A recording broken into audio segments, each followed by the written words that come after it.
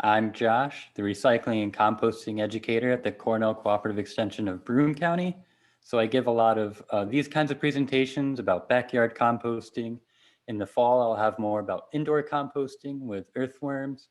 I also present lessons to schools across the county in solid waste management, how to reduce, reuse, recycle, landfills, and the whole wide range of waste, really.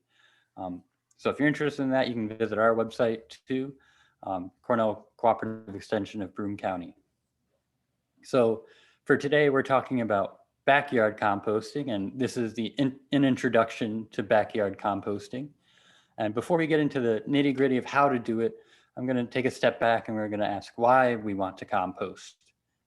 So looking at it as a larger part of our waste, you can see in the right-hand side, I have a pie chart here, and it indicates of the percentage of our household waste on average, 28% of what we throw away is actually food or things that can also be composted. Everything that we throw away into our garbage ends up in a landfill, specifically the Broome County landfill in this area. And there, all the waste just sits for eternity, basically. And for organics, for food waste, the process, when it's in the landfill, it actually emits methane, which is a potent greenhouse gas. Some of it is captured and transformed into energy. Some of it does escape into the atmosphere. So it is a point of greenhouse gas emissions when we send organics to the landfill.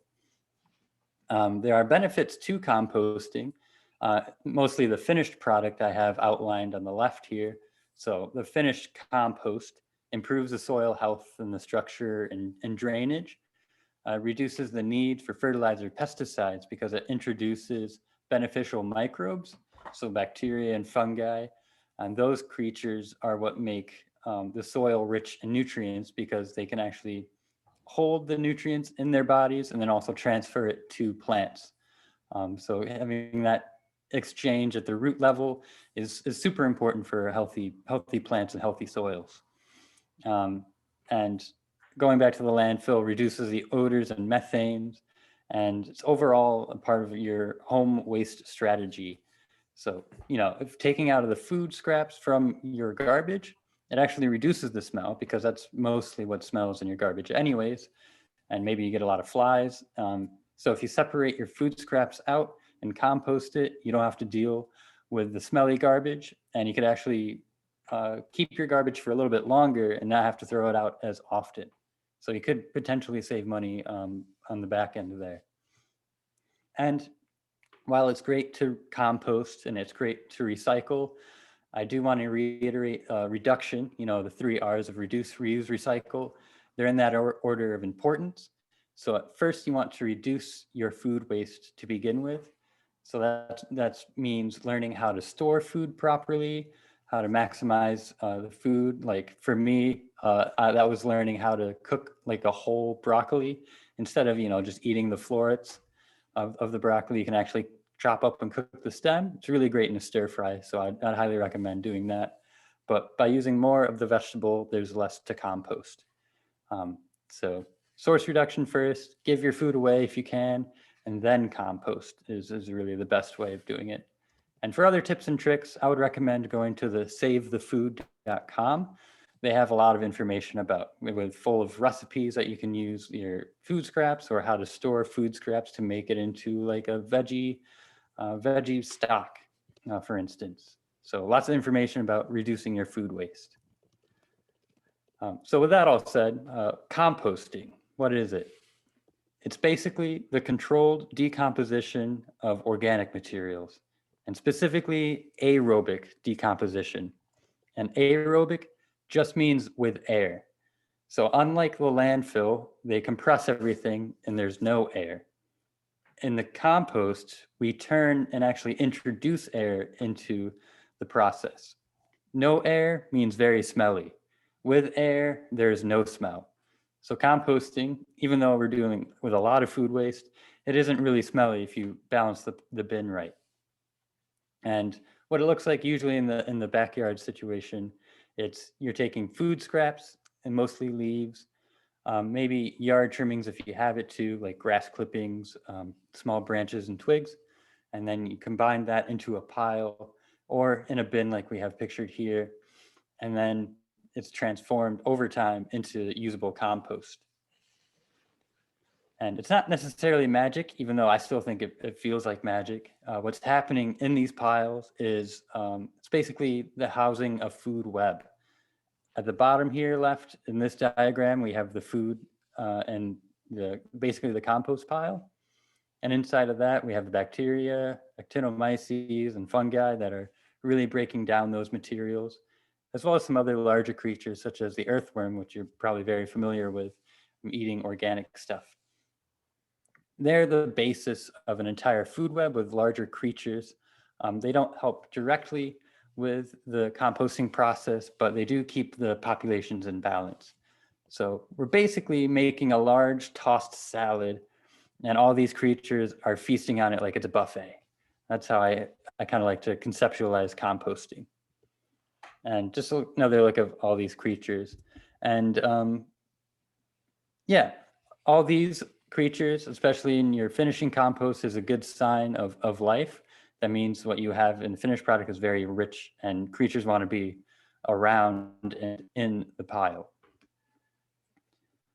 To kind of get more in depth of the compost ingredients, what you can put in there, dried leaves is number one. I want to highlight that one first and foremost because for beginning backyard composting, these could be very helpful, especially if you're starting in the fall.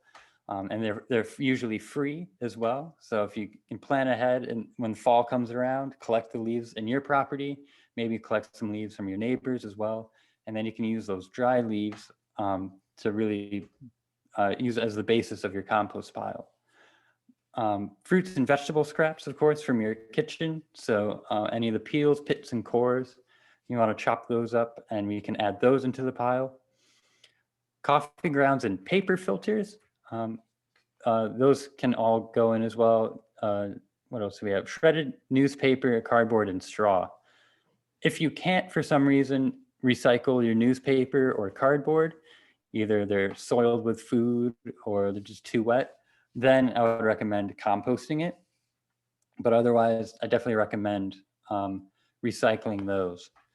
And I have all those listed in order like that with newspaper, cardboard, and straw, because those can also be used in place of leaves, really, if you happen to be starting composting now and you don't have access to dry leaves. And then, of course, lastly, ingredients that we want to put in there is water and air. So all the things, all these plant materials, anything that really grew, more or less. So if it grows, it goes into your compost bin. And then water and air, because that's what the creatures need to survive. They need water to swim around and to drink, and air so they can breathe. What to not compost. To keep out of your backyard bin, we recommend keeping out meats, dairies, bones, anything really fatty or greasy. Think like salad dressing. We don't want anything really oily in there. That's more to avoid any odors that might attract unwanted pests, such as anything very, very curious, like you don't want any raccoons or anything in your bin there. They'd be very attracted if you had like rotting meat in there. And it's just generally smellier as well. So basically feeding your compost a vegetarian diet, more or less, and you'll have good outcomes that way. So any questions so far? You can feel free to throw them out if you find any on the chat, Christina or Chris. That'd be totally great. Because I can't see them at all, as you said before. Sure. So, yep. Another thing to be conscious of for not putting into your compost bin would be weeds that have gone to seed. So like dandelion on the right. For your backyard bin, it's not likely going to get to the conditions to kill the weed seeds. Really all you'd be doing would be making it ideal conditions for weeds to start growing. So if you can, avoid putting weeds that have gone to seed into your compost bin. And if you have difficulties telling the difference, just keep them out entirely And then you can just set those to the curb for yard waste collection, where they can be properly processed somewhere else. But otherwise, yard trimmings are fine, like grass clippings that haven't been treated with chemicals. So if you don't spray your grass clippings, I would recommend you can put those in your pile. But avoid weeds that have really gone to seed. So we talked about all the materials that we can put in there. Those can be separated into two categories. We have greens on one hand and browns on the other. Greens on the left here is our food waste, is our coffee grounds. They're greens usually because of their color, but also because they're high in nitrogen. Browns, same story. They're usually brown in color, especially dried leaves or straw that you might use. They're high in nitrogen and carbon, sorry. So greens are high in nitrogen, browns are high in carbon. And it's the balance between these two that makes a great pile. It's kind of like going back to the salad analogy. You know, a salad with just leafy greens isn't the best salad. You need to have some extra stuff in there as well. You need to have a mix of things.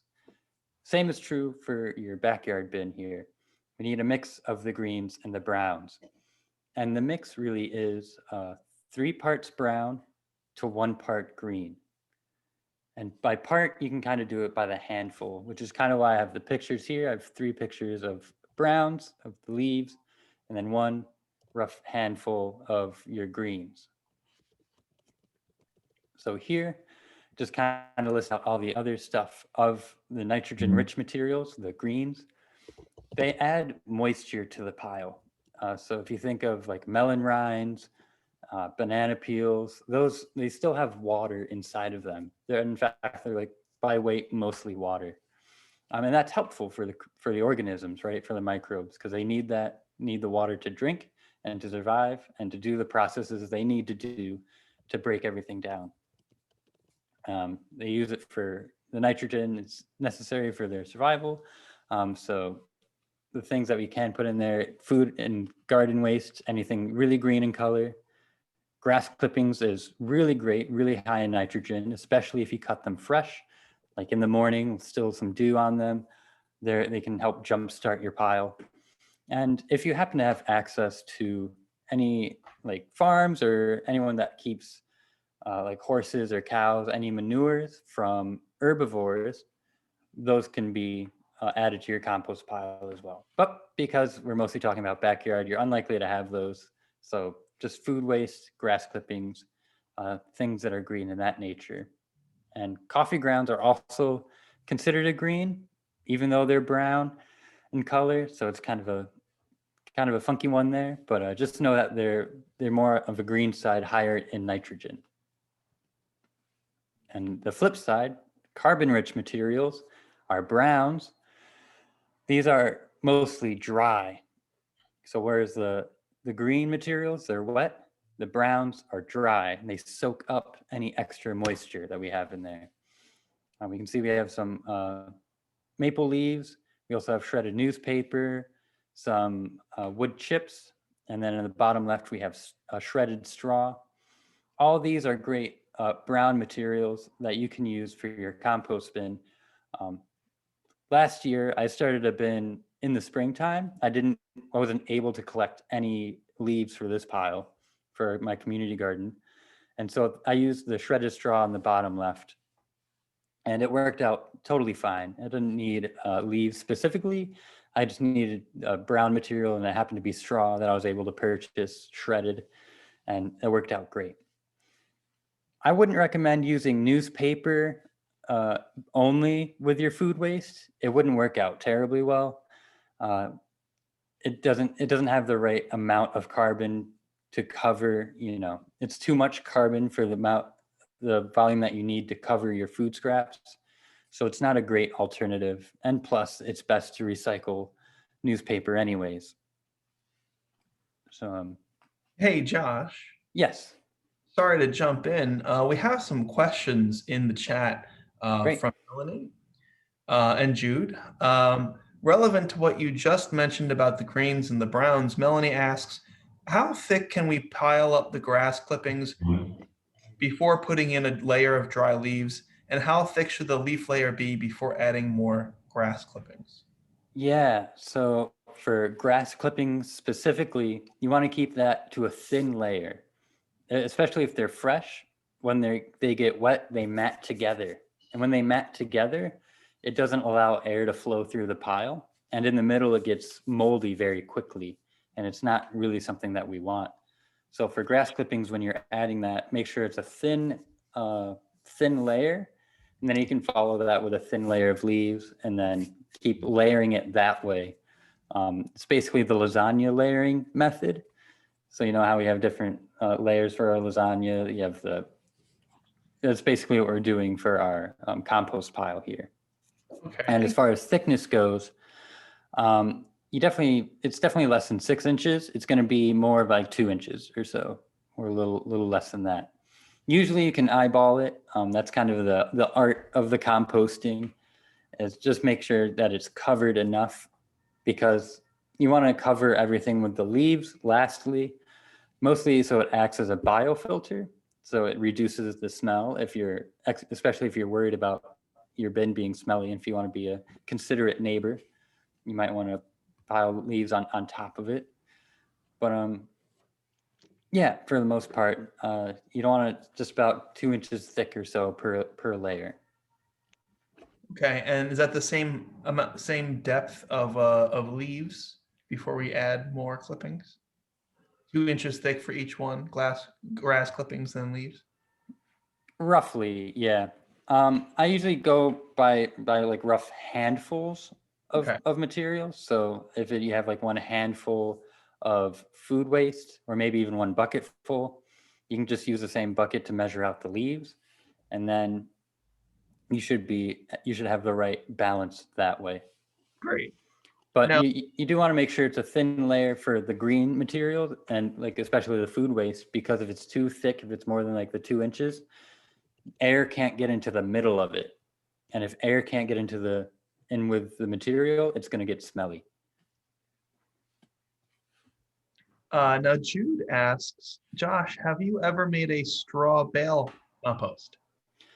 I have not, but that's definitely a style of compost that you can use.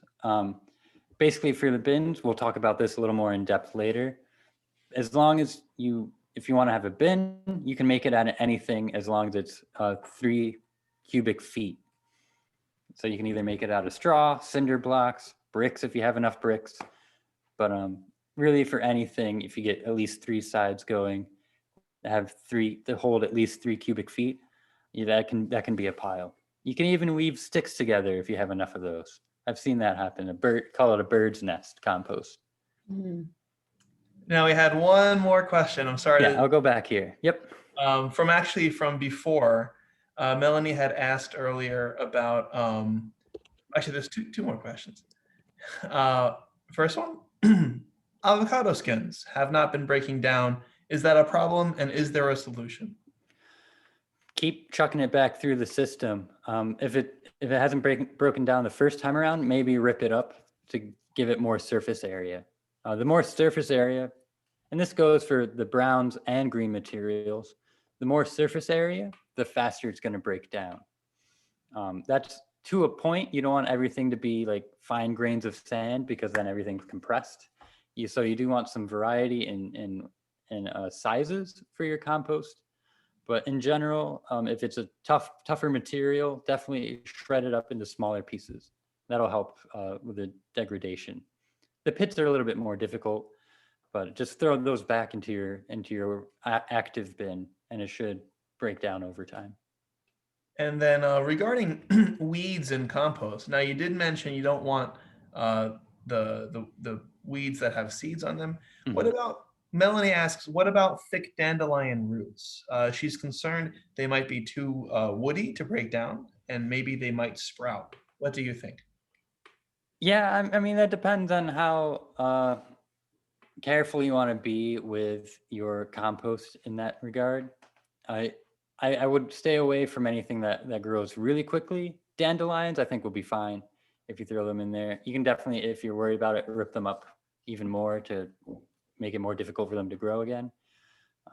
But for the most part, you should be good to go if it's not to seed yet. Okay, that's it for now. So, Thank you, Josh. great. If you want to get more technical, you can. We're not going to cover this in depth today, but I just wanted to show that there's some science behind composting. Not all green materials are the same amount of green, and not all brown materials are the same amount of brown. So vegetable scraps, about a 10 to 20 to 1 ratio, leaves about 40 to 1. And what we want is a 30 to 1 ratio. And we kind of conceptualize this. It's easier to do it in volumes, like I was talking about before with handfuls.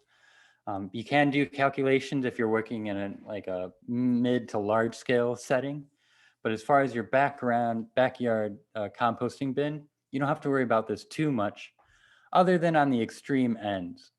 What I said before, only newspaper wouldn't cut it, because newspaper and cardboard is a lot higher in carbon than leaves is. So newspaper's down here about 400 to 1, whereas leaves is 40 to 1. And just doing newspaper and vegetable scraps, you won't get the balance to 30 to 1. Not without having like a very smelly pile. It just won't break down. It just won't work. So if you just stick with a mix of like leaves and some straw and wood chips for all your fruit, vegetable scraps and grass clippings, you'll be good to go. And to reiterate, yeah, 3 to 1 ratio. And to go on the kind of art side of things, like how to gauge if you have too much of one material or too much of the other. If your compost pile is very dry and it doesn't look like it's really turning into compost after several months, that means it's high, it has too much brown material in it, or it's just too dry. Usually those go hand in hand.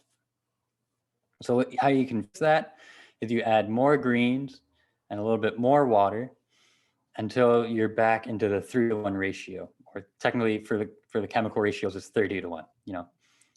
If it's too wet and a very smelly pile and it's just very heavy, that means there's too many greens in there, or you just have too much water in your pile. And to remedy that, you add more browns to it. So it's really a balancing act, basically. And if it's wet and smelly, you will notice it. Your nose knows, basically. And so that's really the art to it. You can read into the science more so, but it's really about just getting started. And if you follow these guidelines, it'll put you on the right track for making good compost in your backyard. And basically, you can't do it wrong if you follow these guidelines, because in the end, it'll all break down anyways, right? Even if you don't get the most perfect top quality compost out of it, you're still reducing food waste going to the landfill, and that's a huge win environmentally. So just if you follow 3 to 1, you'll be good to go. I mentioned lasagna layering before. So here's kind of a diagram and kind of a breakdown of how you want to add your scraps into your pile. This is more for a backyard bin, if you're just going out there like once a week with a 5-gallon pail or so. You have your compost bin, and as you add to it, you first want to add your browns. You kind of want to make a bowl, so it's kind of higher on the sides. So all you see on the outside of the bin is leaves. And then on the inside, you will dump your food waste into it. Spread it out so it's not more than like 1 or 2 inches in depth, your greens. And then you're going to cover that with your brown material. And then over time, you're going to keep building that bin up to maybe 3/4 full. And this will help give you the right balance of food and leaves to get a working compost. And what's really helpful with lasagna layering is that you don't have any food showing on the sides or on the top of the compost. So it's a deterrent to other creatures that might look for a free snack. If they don't see food, and they're less likely to smell it as strongly, And if you have your bin set up with smaller wire, it'll be difficult for them to get to anyways. So with all those factors in play, you're not as likely to get some creatures going into your bin if you're really worried about that. For your pile structure, you want to think about how the oxygen is flowing through, because it's an aerobic process. We want air, we want oxygen to flow through the pile for those microbes so they can breathe. And a good pile should be fluffed up. You can see here all the white spots. Those are air pockets. Cooler, fresh air will come in through the sides, the bottom and the sides, and then it'll be pulled up and through the pile. Usually heat is gathered in the middle. It's insulated from the material on the outside. And also all the creatures that are doing the decomposition, they actually generate heat, which produces an environment that they prefer. So then they eat even more and break everything down more efficiently. So it's common if you build up your bin fairly quickly to see temperatures rise in the middle of the pile, maybe to 80, 90 to 100 degrees. That'd be totally fine. That's usually what we get in our compost demonstration site. We've gotten around 100 degrees in the middle of the pile for that reason. That's all just from lasagna layering and making sure all the other conditions are right. The last ingredient for the recipe, I guess I would say, is the moisture. So we have the balance right of the greens and the browns. We did the lasagna layering. We added the leaves to the sides, put in the food scraps, covered that. And after a while, we want to check back in our pile to see that the moisture is correct. And it should be about 40 to 60%, which in practice, that would look like, it would feel like a wrung out sponge. So if you just grab a handful, or if you imagine grabbing some of your pile there and giving it a squeeze, it should be at most a couple drops coming from your knuckles. Too much, again, you'll have to add more brown material in there to soak up that extra water. And if it's too dry, you might want to get a hose or a watering can to add on to it. This changes depending on where you have your bin sited, if it gets rain or if it doesn't. But in general, you want to keep an eye on it. Add water if you need to, if it's too dry. Because remember, if it's too dry, it's not going to do anything. It's just going to sit there and it's not going to break down. And I guess also for siting, to kind of jump a little bit ahead, but if your bin is in direct sunlight, that means it's going to dry out more quickly. So you'll have to be more vigilant about adding water to your bin, because the top layers will probably dry out, especially from the wind and from the sun beating down on it. And conversely, if it's in the shade, that means the water isn't going to evaporate as much. So you don't have to worry about adding water, either spraying it or using a garden hose for it.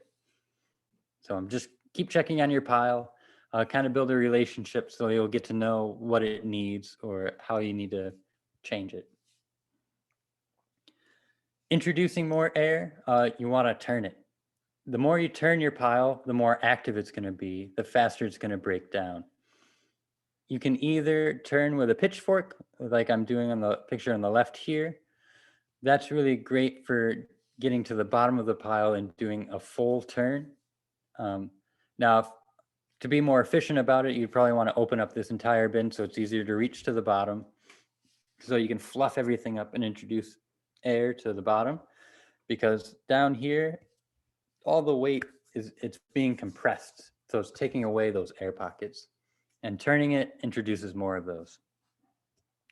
You can also get a turning tool, which is pictured on the right here. It kind of looks like a metal cane with a couple of wings at the bottom. And when you press the turning tool into the compost, then when you lift it out, the wings extend, and that helps fluff up the pile. So that's good for intermediate turning, or if you don't have a pitchfork, or using a pitchfork would be it wouldn't work if it doesn't work for your management strategy, and that's okay too. You don't have to turn. You could be a very lackadaisical composter, but just know that the quality is going to be a little bit lower and it's going to take a lot longer time for everything to break down if you're not turning it often. And as far as consistency goes for how often you should turn it, I'd say every couple of weeks or so. If you have a thermometer, we have a special composting thermometer, and the probe is like 3 feet long, so we can get into the middle of the pile. So we can take the temperature to see how the pile is doing. And in this case, when I took the picture, we were over 115 degrees, which is great. Of course, generated from the microbes doing their thing, and it's just a good sign that your pile is active. And if you do have a thermometer and you see that the temperature dips, if you turn it again, the temperature will increase because you're introducing more food into the middle of the pile where the microbes are, so they're getting more activity. Do we have any more questions? Hey, Josh, we do have some questions from the chat. Great. Hey, so relevant to what you just mentioned about turning compost for a faster composting process, Christina Z from Vines has a question, which is, how does nature turn compost? Like in a forest, what creatures or mechanisms are doing what that we would replicate in a managed pile?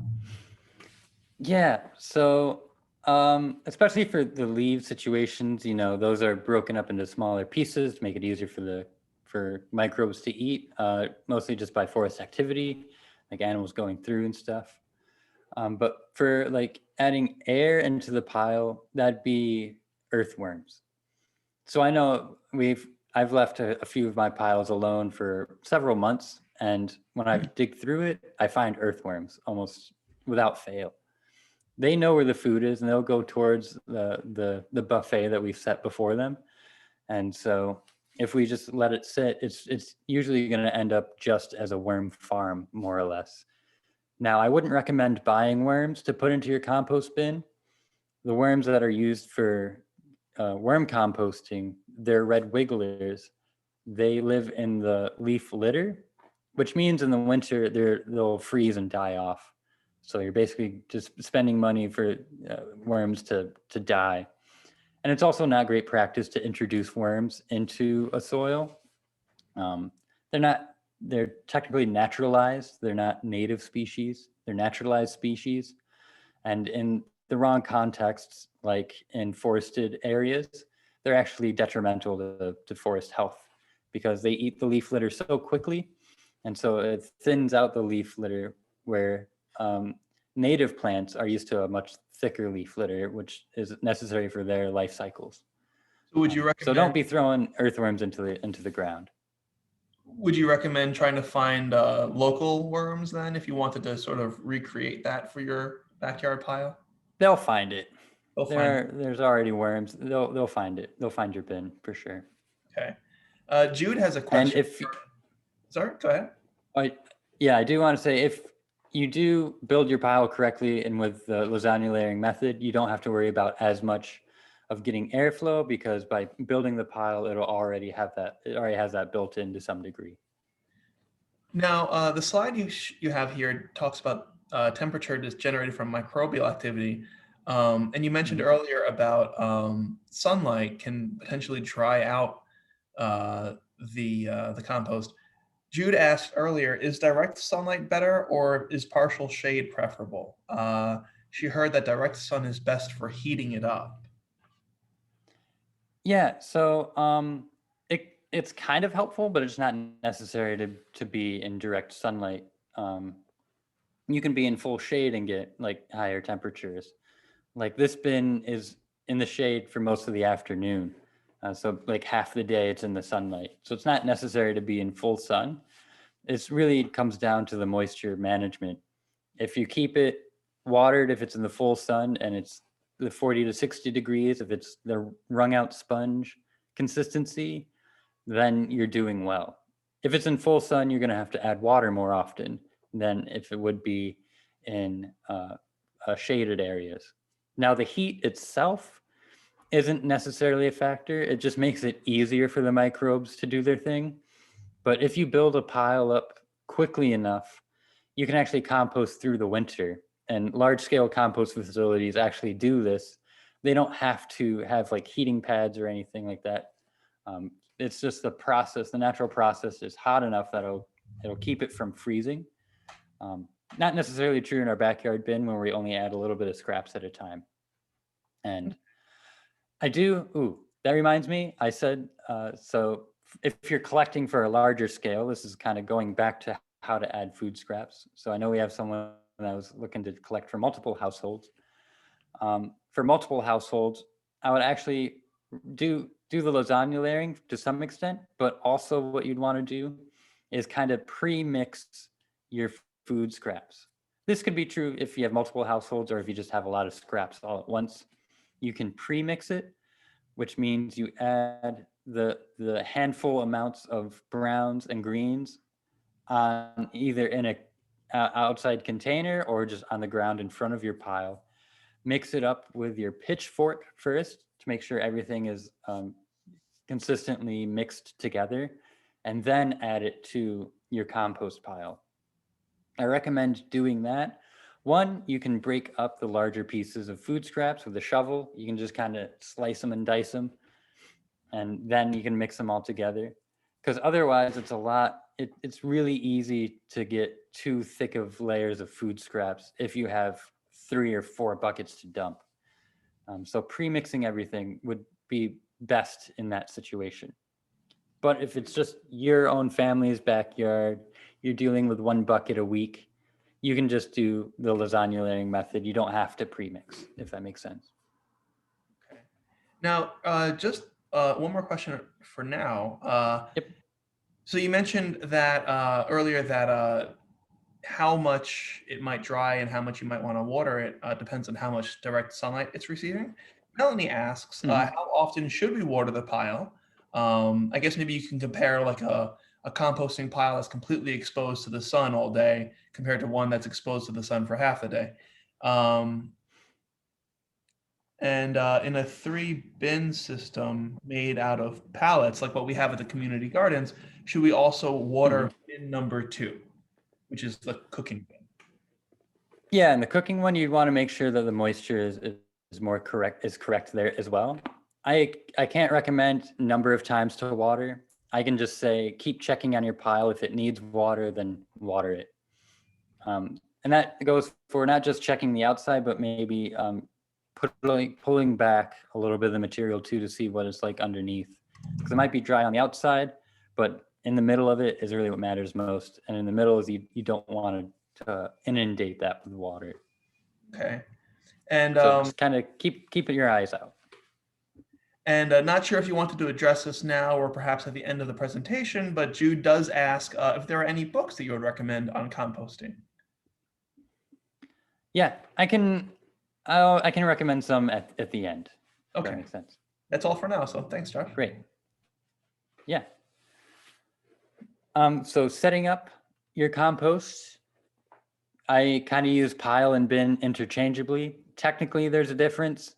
A pile doesn't have any structure. It's just kind of a lump on the ground. And a bin is a contained system like we have on the right here. That's like an earth machine. I kind of use them interchangeably. Technically, there's a difference. Both will work as long as it's 3 cubic feet in all directions. I guess what cubic means, but you know what I mean. So it's 3 cubic feet is the least amount of material that you need for decomposition. And locating your pile, it's best to build on slightly inclined ground or level ground, as long as it's not at the bottom of a hill where a lot of water collects. So if you have water collecting where you build your compost bin, it's going to soak up that water. It's going to take the air pockets out, and then it's more likely just to get smelly. So if it's slightly inclined, then if it's too wet of a pile or in a bin, then it has somewhere to drain. If you can avoid tree roots, but if not, that's totally okay. Just move your pile year after year. If you let it sit for, like 5 years or so, the tree roots are going to find your compost bin and they're going to grow into it as well to soak up those nutrients. So if you have to be near trees, move it as much as possible. And we talked about shade or sun. Both are fine as long as you're looking at how much water is in the pile. The wire mesh is a pretty simple compost bin to make. You just need like welded wire mesh that's about 1 inch or less in the openings. It already comes in 3 feet height. Then you just need to get like maybe 5 feet long and then wrap that around to make a cylinder. And what we have is we have 2 pieces of board with bolts that are put together finger tight, so you can easily undo it, open up the whole thing, and move the material so you can actually turn it. It's really great because then you can open up the bin, and then you can set it somewhere else, and then pick up the material and then flip it into the new location. So then you're really turning the pile that way. And you can expand it out if you just buy longer length. Then you can, instead of going to 3 feet, you can go up to 4 feet or 5 feet. No larger than 5 feet in your backyard bin. 4 feet seems pretty manageable. So anywhere in between that range, you'll be fine. If turning isn't your thing, consider a tumbling bin. They have some for retail, as pictured up right here. Granted, they are a lot more expensive, maybe a couple $100s, whereas a welded wire, maybe 35, 40 bucks for everything if you go on the expensive end. You can do it pretty cheaply, especially if you have just some boards hanging around. Or you can even just do a twist tie situation with old copper wires. But for tumbling bins, just to cut out the extra turning, what they do is the whole thing actually rotates, and the rotation is what's turning the material inside. So it introduces air that way. So you don't need a pitchfork or a turning tool. The whole thing just spins and rotates. If you're really handy, I guess you could make your own, but for the most part, they're just commercially available at most large home improvement stores. If you know someplace that has pallets for free, you can pick up a couple of those. You can make a pallet bin. You need at least 3 of them to make like a bay. You can have 4 and have a front. And maybe if you're really feeling it, 5 if you want to make a lid. And what's really great about these ones, if you deal with a lot of waste on your property, you can actually just keep building out bays. So here is the first one, and then the second one, and they actually have a third one as well. And those are used just for dealing with a lot of stuff. Try to look for ones that are heat treated, has an HT stamped onto it. Those are the best bet if you can find those. And know that the size of them is about 4 by 4 feet. So they're going to be a little bit on the larger side.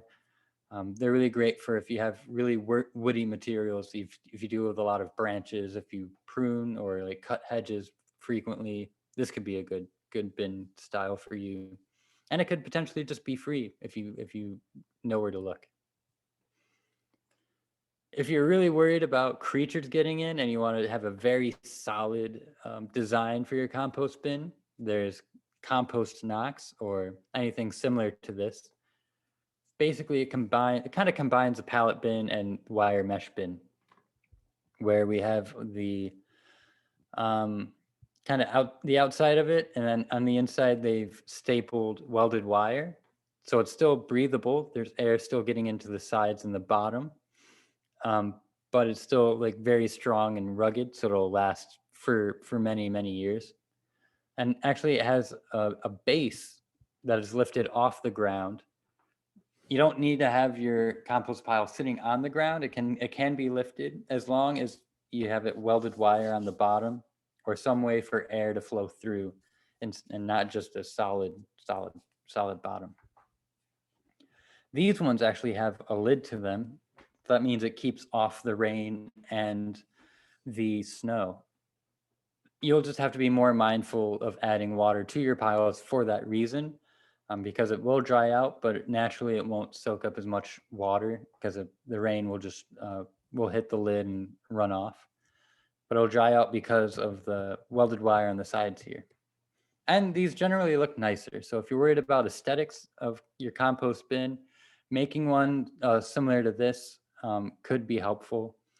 And these slats just kind of slide in place, so you can take these out individually, or you can build in sections. So maybe you can put them in halves, so only have one half to take out before adding to your compost pile.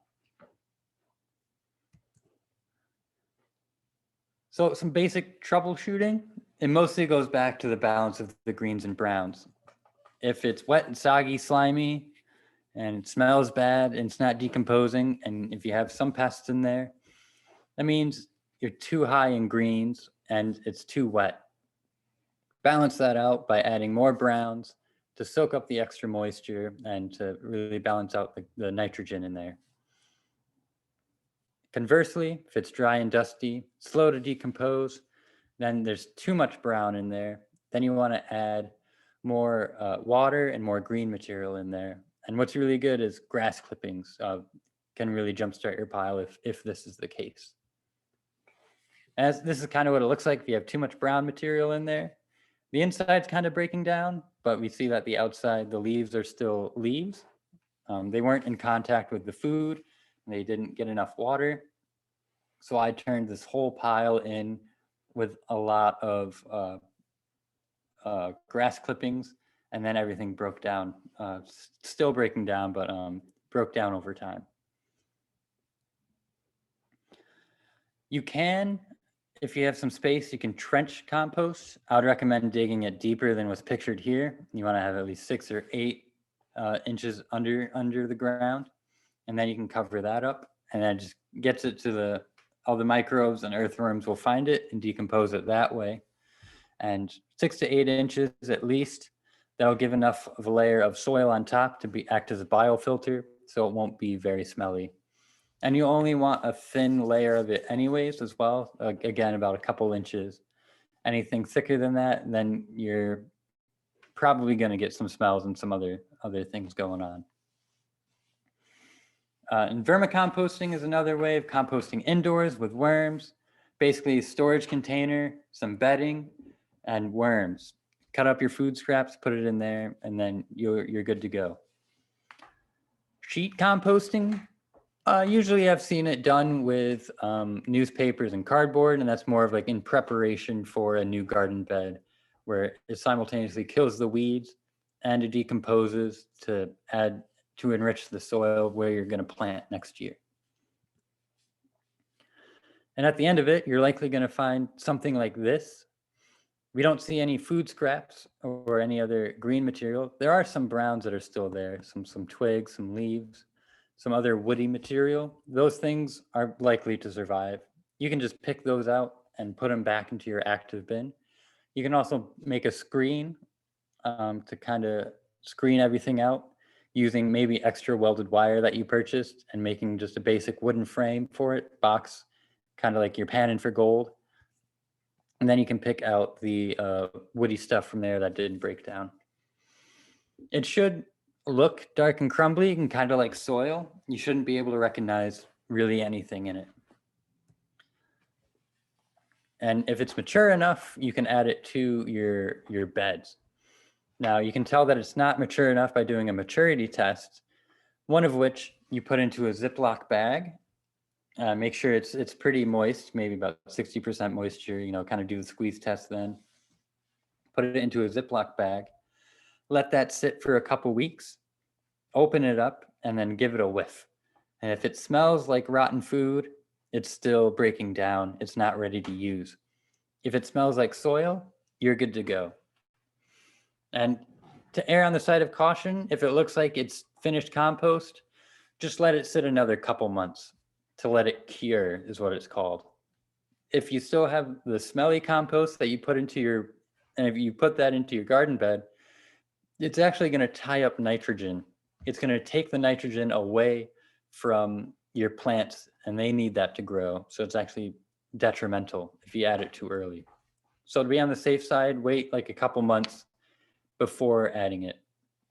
And for a backyard bin, usually this can work in year-long cycles where you build it in the fall through the winter turn it in the spring and you let it sit, and then you can apply it in the fall.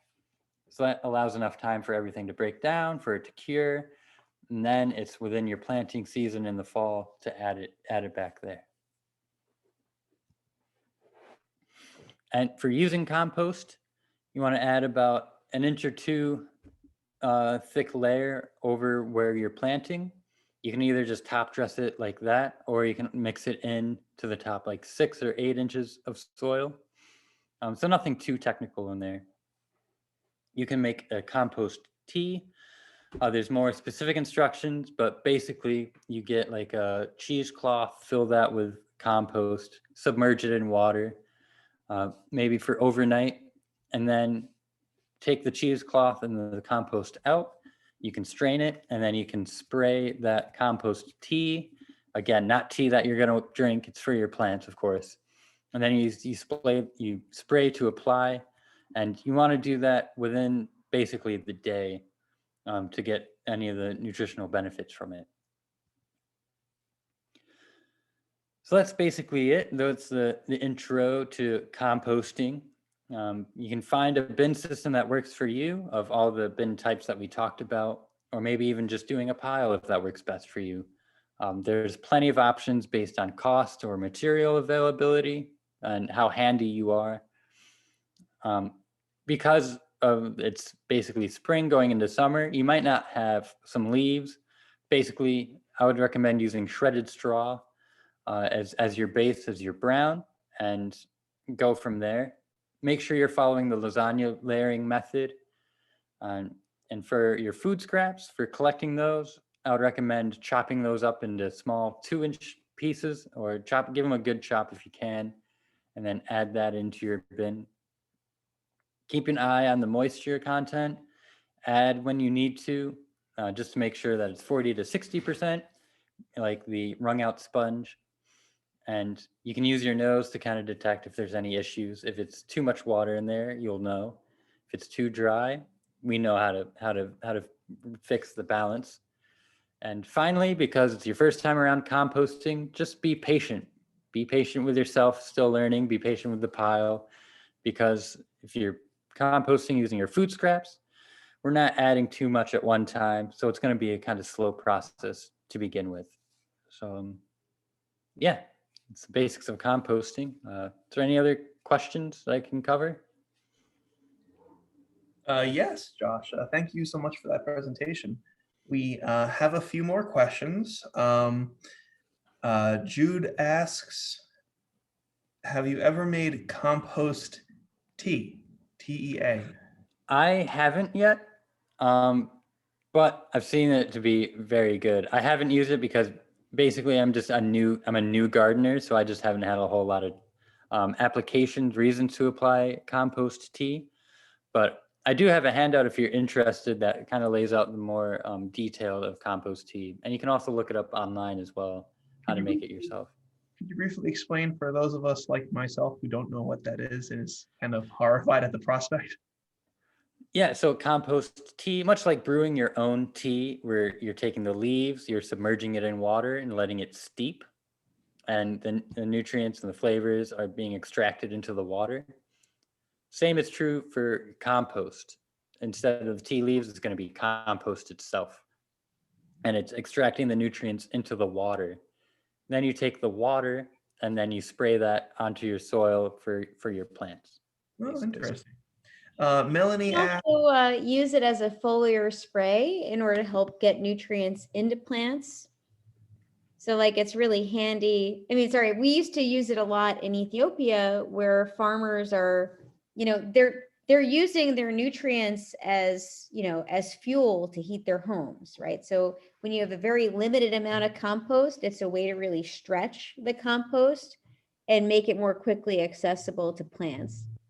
It's also useful if you're in a situation where you're gardening on a patio or on a rooftop and you want to reduce the amount of weight you're putting on a structure. Compost tea is a good solution. It weighs a lot less than actual compost.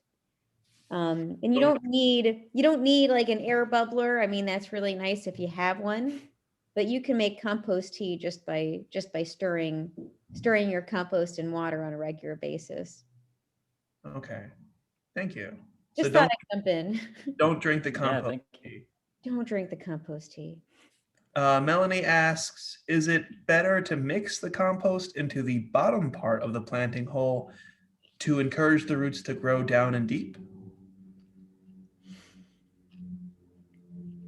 I feel like if you mix it into the top 6 layers or so, that should be fine. You can also put some compost at the bottom for good luck for the plants as well.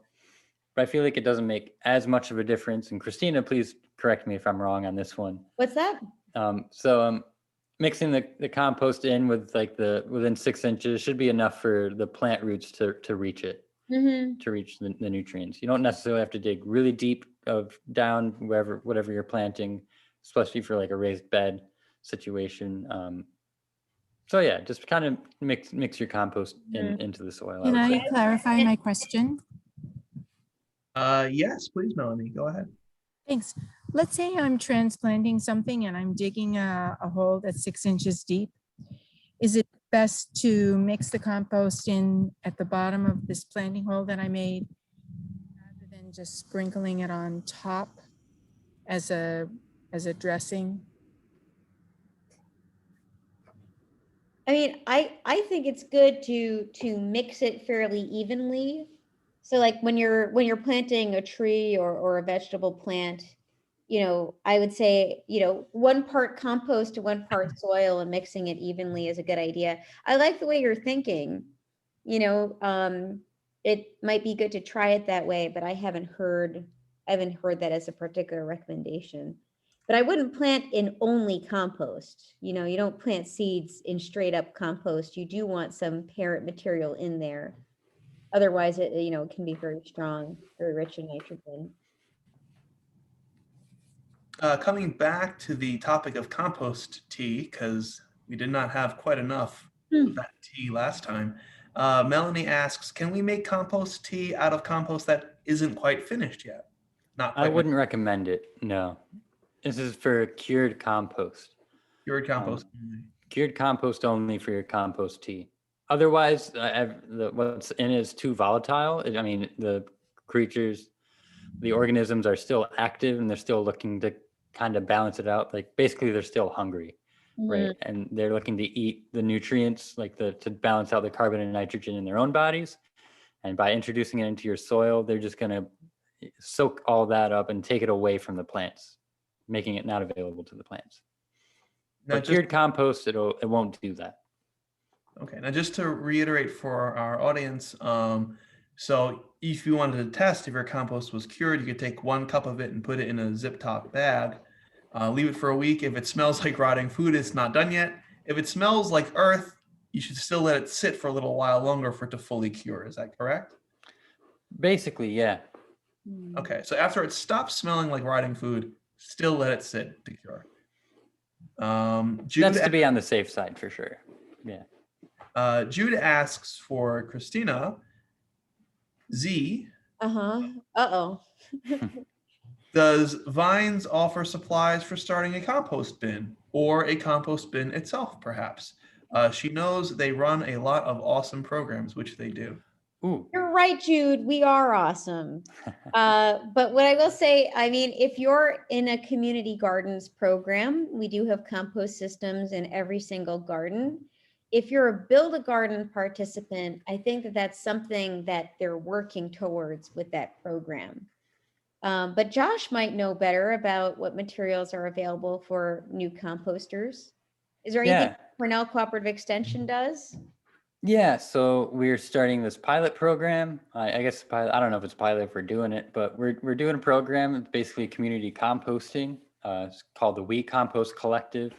And basically Broome County residents, either ones that are likely to shop at the farmer's market just because you're there frequently or able to make the drive to our location, you can sign up to be a part of the We Compost Collective and drop off your food scraps to be composted on site there. So this is probably great if you don't have the time or the space to have your own compost bin out back. You can apply to this program you can join this program. Basically, you will have to go through a quick training, very much similar to this here. It's just going over the basics of how to use the space and what to add and what not to add. But basically, we have a compost bin available for residents nearby to use. Josh, Bob had a question from earlier. I see this last slide you have here with your contact information. Bob asks, whom can we reach out to with questions if they arise during our efforts? Yep. Are you welcoming questions? So me directly would be great. I'm more responsive on email, but you can also give me a call. I'll get the voicemail and get back to you. You can also just look up Cornell Cooperative Extension of Broome County. You can call the main phone number there as well. This one is my direct number. And our information is also on our website, ccebroomcounty.com. And more specifically, you can go /environment/composting. Great. And I guess one last question to follow up with Jude from earlier. Are there any books that you would recommend on composting? Yeah, so one of the classic ones is the Rodale Book of Composting. Well, that one's pretty good, where it goes through some of the more science aspects of things. So you can pick up yourself a copy of the Rodale Composting. What's also good, if you're looking more for like a medium scale, there's a medium scale composting book by, I think, John Sweeney. That's been really enlightening, especially for the more advanced part of composting, more of the science behind it. That would be really good to read. You could look up more information on the Cornell Waste Management Institute website. It's a little difficult to navigate, but they have a lot of like resources and documents there that kind of dive into the more technical aspects of backyard composting. So, and that's all for free, of course. So if you're interested in that, you can go to that website and Cornell Waste Management Institute. They have a lot of resources about backyard composting, but also like on farm and large scale composting.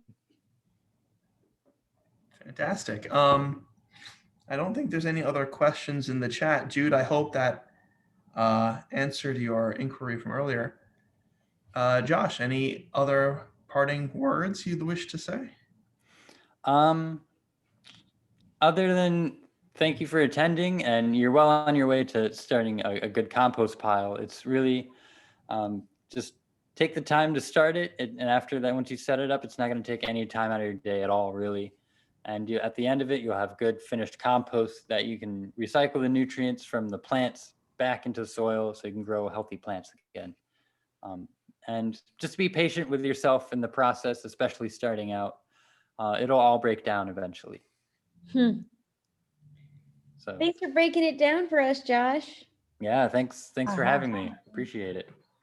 One more question. Melanie has another question. Go ahead, Melanie. Thank you. Can you say something about how to situate the compost bin in the backyard? Because it seems like in the winter, it would be a lot easier to add food scraps if it were very close to the back door, but that means it's close to the patio where we eat in the summer. And so it's a conundrum. Yeah, that's something you'll have to consider, as well as access to all seasons, and if you want to compost all seasons as well. Maybe if you have a path in your backyard, or maybe even set up a path that you can shovel to actually get to your compost pile. So not have it too far away, but still close enough. And yeah, so that's kind of something you would have to kind of. What do you think is the distance from the table where we eat in the back? That depends on how much you add to it and how smelly you let your pile get. I mean, maybe you'd want it farther away, but if you just balance it out properly, it won't smell too much. So it can be, I don't know, maybe a good 10, 15 if you're worried about it. I like the path idea. Thank you. Yep, you're welcome. All right, so I believe that we're going to wrap this up. Josh, thanks so much for your educational presentation. I think the slides are available on a link that Christina provided earlier. And Christina, do you have any parting words for us? The only thing is, please keep an eye out. We're going to send you an email, I think tomorrow, with a link to the video on our YouTube channel. And we do need your feedback. So any feedback you have on this workshop, Please be honest, and we'll use your feedback to plan future programs. All right then. Great. Please give us your feedback and round of applause for Josh. Let me. What was it, Jack? I'm sorry, Josh. I met you yesterday as well, so it makes it even worse. It's been a long day. I'll remember. Don't worry. I have my So. birthday coming. All right. Thank you, everyone. Christina, I guess we'll just close this down. Yes, very good. We're going to break it down, folks. Have a good night.